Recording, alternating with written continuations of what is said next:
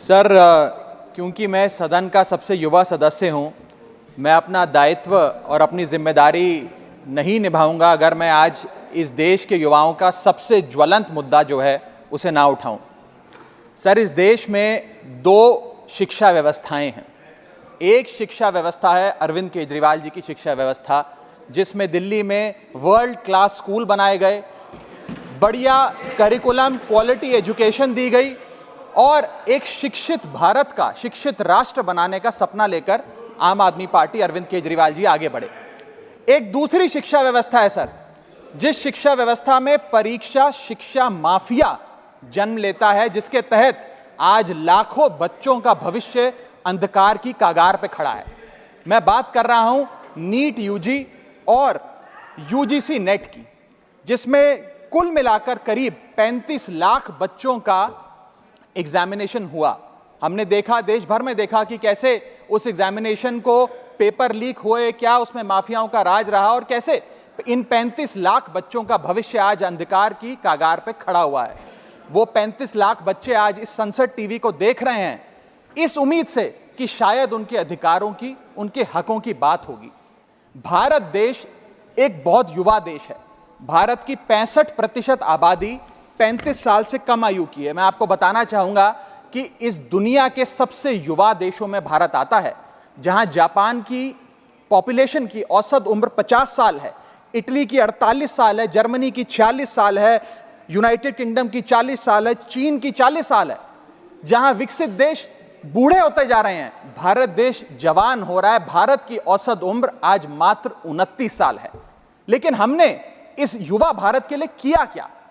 मैं आपको बताना चाहूंगा कि भारत में दुनिया की सेकंड हाईएस्ट स्टूडेंट पॉपुलेशन है। अगर आप प्राइमरी, सेकेंडरी और हायर एजुकेशन को जोड़ लें तो कुल मिलाकर 31 करोड़ आबादी भारत देश की स्टूडेंट्स कहलाती है, यानी कि पढ़ाई लिखाई का काम करते हैं। लेकिन उन युवाओं के लिए हमने किया क्या?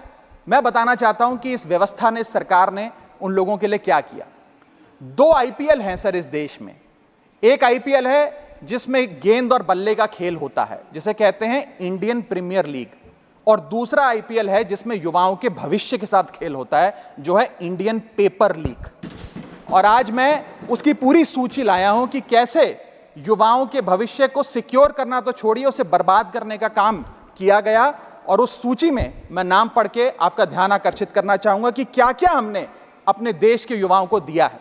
पहला, व्यापम स्कैम। दूसरा, यूजीसी नेट पेपर लीक। तीसरा, Telangana secondary school certificate examination Hindi paper leak. Assam HSC-LC general science paper leak. Uttar Pradesh लेखपाल recruitment exam paper leak. Rajasthan forest guard recruitment exam paper leak. Bihar public service commission exam paper leak. Gujarat head clerk exam paper leak. SSC CGL exam paper leak. UP TET exam paper leak. Rajasthan university paper leak. UP PSC paper leak. Maharashtra HSC exam chemistry paper leak. UP police constable qualifying exam paper leak. REET यानी कि Rajasthan eligibility examination for teachers paper leak. Haryana police constable exam paper leak. Himachal Pradesh police constable exam paper leak. Railway recruitment board group D exam paper leak. Orissa teacher eligibility test paper leak. Assam police recruitment exam paper leak. Bihar board का 10वीं कक्षा का भी examination paper leak. Telangana SSC exam paper leak. Karnataka SSC-LC exam paper leak. Delhi university law entrance exam paper leak. Jamia Millia Islamia entrance exam paper leak. UP board exam mathematics और bio का paper leak. Rajasthan teacher recruitment exam paper leak. और इस साल का NEET का 2024 का paper leak. माननीय राघव चड्ढा जी, ये ऑथेंटिकेट करके आप यहाँ मैं दूंगा सर, सारी रिपोर्ट दूंगा। थैंक यू सर, आज हम अपने देश के युवाओं को एक अच्छी शिक्षा व्यवस्था नहीं दे पाए, नौकरियां नहीं दे पाए, बेरोजगारी चरम पर है, ऑर्गेनाइज सेक्टर की बेरोजगारी चरम पर है और अनऑर्गेनाइज सेक्टर की तो आंकड़ों की क्या बात करी जाए। सर मैं इन स्टूडेंट्स की पीड़ा इसलिए भी समझता हूं क्योंकि मैं खुद स्टूडेंट रहा हूं। इस देश की सबसे one of the most competitive examination chartered accountancy को क्लियर कर यहां पहुंचा हूं। सर, मुझे पता है कि क्या पीड़ा होती है जब सालों की आपकी मेहनत पर पानी फिर जाए, क्योंकि एक एग्जामिनेशन, एक पेपर लीक हो जाता है। तब सिर्फ दिल नहीं टूटता, विद्यार्थी एक इंसान पूरा टूट जाता है, उसका मनोबल टूट जाता है। आज उस मनोबल को हमें सबको मिलकर एड्रेस करने की आवश्यकता है। और आज मैं उन युवाओं की ओर से नीट से संबंधित उन 35 लाख स्टूडेंट्स की ओर से सरकार से 5 सवाल पूछना चाहूंगा। और वो पूछने से पहले ये बताना चाहूंगा कि एनटीए, जो जिसे नेशनल टेस्टिंग एजेंसी का नाम देके जिसका गठन किया गया था कि वो युवाओं के भविष्य के लिए कुछ कारगर कदम उठाएगी, एक ट्रांसपेरेंसी से एग्जामिनेशन कराएगी, उस एनटीए का फुल फॉर्म आज नो ट्रस्ट एनीमोर हो गया है।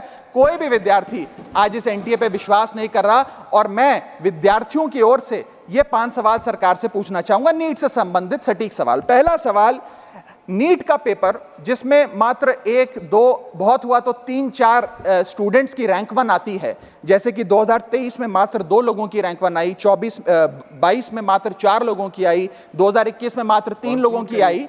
जब इतने कम स्टूडेंट्स की रैंक 1 आती है, तो इस साल 2024 के नीट के पेपर में कैसे 67 बच्चों की रैंक 1 आ गई, जबकि फैकल्टी और टीचर्स ये मानते हैं कि बहुत मुश्किल पेपर था। सर मेरी पार्टी का समय बचा हुआ है सर, प्लीज मेरे को 2-3 मिनट दे दीजिए। नहीं सर, 4 मिनट 5 मिनट भी नहीं हुए सर, वक्त दे दीजिए please. Conclude with in sir 1 minute conclude, otherwise I will move.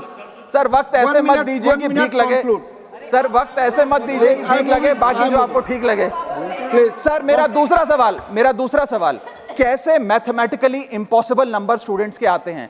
इस एग्जाम में या तो 720 नंबर आएंगे जिसके सारे जवाब सही हैं, और अगर एक भी गलत हो गया तो आप 715 नंबरों पे आ जाएंगे। इस 715 और 720 के बीच में किसी के नंबर नहीं आ सकते, लेकिन इस बार ग्रेस मार्क्स देकर 717, 718, 719। और आखिरी सवाल, मेरा आखिरी सवाल, मैं समाप्त कर रहा हूं सर। इस बार जो इस नीट एग्जाम के नतीजे 14 जून को आने थे, उसको 10 दिन पहले कर दिया गया। हम देखते हैं कि नतीजों में देरी अक्सर होती है, लेकिन 10 दिन पहले चुनावों के शोर के नतीजों के शोर में 4 जून को नीट एग्जाम के नतीजे लाए गए। क्या मकसद था?